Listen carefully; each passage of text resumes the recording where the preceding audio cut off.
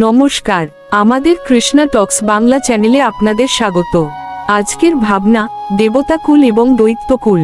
সনাতন শাস্ত্রে দেবতা এবং দৈত্যরা কেবল দুটি ভিন্ন প্রজাতি নয়, তারা হলো জীবের মধ্যে থাকা দুটি ভিন্ন প্রকৃতি।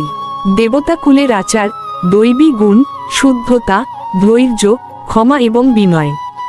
দৈত্যকুলের আচার, আসুরি গুণ, অহংকার, রাগ, লোভ এবং ভোগ। আমরাও জীবনে প্রতিনিয়ত এই দুই কুলের মধ্যে একজনকে বেছে নিই।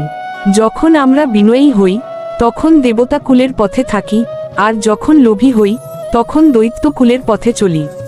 তাদের শিক্ষণীয় বিষয় এটাই, ভগবানের দিকে যে গুণ টানে সেটাই দৈবী, আর যা মায়ার জালে বাঁধে সেটাই আসুরি।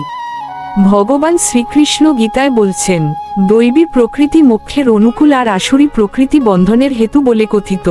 শ্রীমদ্ ভাগবত গীতার ১৬ অধ্যায়ের ৫ নং শ্লোকের ভাব অনুসারে আসুন প্রতিদিনের জীবনে আমরা দৈবী গুণ অনুশীলন করে বন্ধন থেকে মুক্তি লাভ করি।